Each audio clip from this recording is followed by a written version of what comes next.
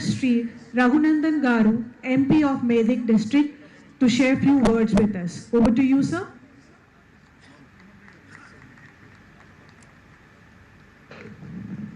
సభాధ్యక్షులు, నేటి కార్యక్రమానికి కర్త కర్మ క్రియ 75 వసంతాలు పూర్తి చేసుకున్నటువంటి పెద్దలు గౌరవనీయులు శాసనమండలి సభ్యులు ఏవిఎన్ రెడ్డి గారు, నేటి కార్యక్రమానికి ముఖ్య అతిథిగా విచ్చేసిన పెద్దలు రాష్ట్ర ముఖ్యమంత్రి వర్యులు గౌరవనీయులు రేవంత్ రెడ్డి గారు, ఈ కార్యక్రమానికి మరో అతిథిగా విచ్చేసినటువంటి పెద్దలు గౌరవనీయులు కేంద్ర గనుల శాఖ మంత్రివర్యులు గంగాపురం కిషన్ రెడ్డి గారు, స్థానిక శాసనసభ్యులు మల్లెడ్డి రంగారెడ్డి గారు, నా సహచర ఈ ప్రాంత పార్లమెంట్ సభ్యులు భువనగిరి పార్లమెంట్ సభ్యులు మిత్రులు చామల కిరణ్ కుమార్ రెడ్డి గారు, రాజ్యసభ సభ్యులు గౌరవనీయులు వేం నరేందర్ రెడ్డి గారు, శాసన మండలి సభ్యులు అద్దంకి దయాకర్ గారు, అంజిరెడ్డి గారు, కొమరయ్య గారు, మాజీ పార్లమెంట్ సభ్యులు గౌరవనీయులు బిబి పాటిల్ గారు, శాసనసభ్యులు రాకేష్ రెడ్డి గారు, వెంకటరమణారెడ్డి గారు, మాజీ మేయర్ తీగల కృష్ణారెడ్డి గారు,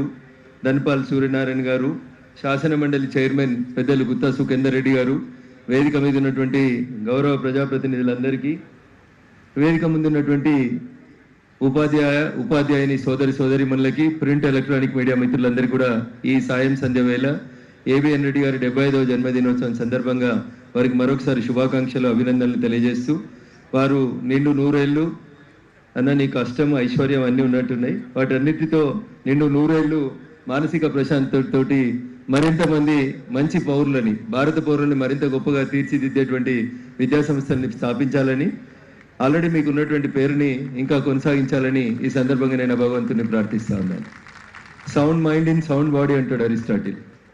పిల్లలకి ఇందాక నాకంటే ముందు మాట్లాడినటువంటి పెద్దలు కొంతమంది చెప్పినట్టు చిన్న చిన్న డబ్బాలలో, చిన్న అపార్ట్మెంట్లలో, ఏసీ రూమ్లలో చదువు చెప్తున్నటువంటి పరిస్థితి నుంచి ప్రకృతి ఒడిలో పల్లెటూరులో చదువుకున్నటువంటి వాళ్ళు, నాకు తెలిసి వేదిక మీద ఉన్న మేమందరం కూడా గవర్నమెంట్ స్కూళ్ళలో చదువుకొని వచ్చినట్టున్నాం. ఎవరో ఒకరిద్దరు మా కొమరయ్య గారు లాంటి వాళ్ళు ఎవరైనా వస్తే కాన్వెంట్ నుంచి వచ్చిర్రు కాదా కొమరయ్య?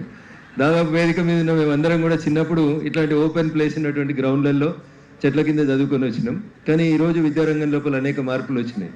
పిల్లోడు స్కూల్కి పోవాలంటే ఏసీ బస్సు ఉండాలి, పిల్లోడు క్లాస్ రూమ్లో కూర్చోవాలంటే ఏసీ క్లాస్ రూమ్ ఉండాలి.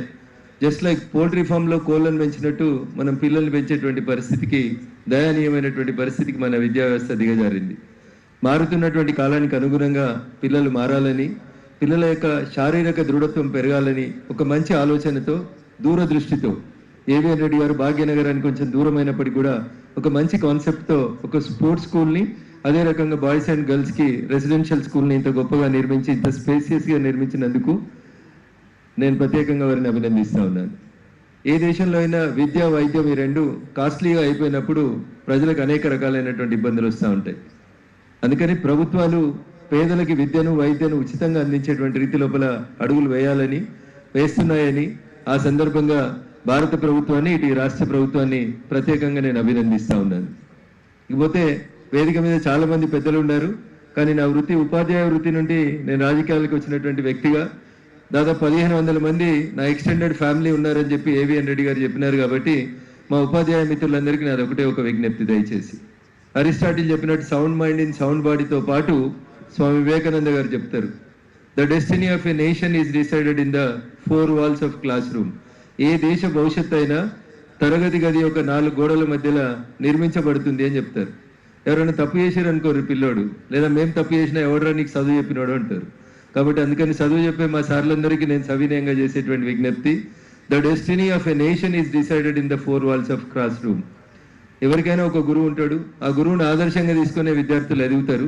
కాబట్టి దయచేసి ఎవరైతే 1500 మంది ఇక్కడ మా ఏవిఎన్ రెడ్డి గారు ఎక్స్టెండెడ్ ఫ్యామిలీ ఎవరైతే ఉన్నారో వారికి మరింత మంచి పేరు రావాలని, మంచి విద్యార్థులు మీరు తయారు చేయాలని, సమాజానికి విద్యను అందించేటువంటి గురువులుగా మీకు అందరికీ కూడా మరొకసారి సవినయంగా అప్పీల్ చేస్తూ, నాకు అవకాశం ఇచ్చినటువంటి వేదిక మీద ఉన్నటువంటి గౌరవ పెద్దలందరూ కూడా మరొకసారి కృతజ్ఞతాభివందనాలు తెలియజేస్తూ సెలవు తీసుకుంటా ఉన్నాను. జై హింద్, జై Bharat. Thank you for your wonderful words, sir.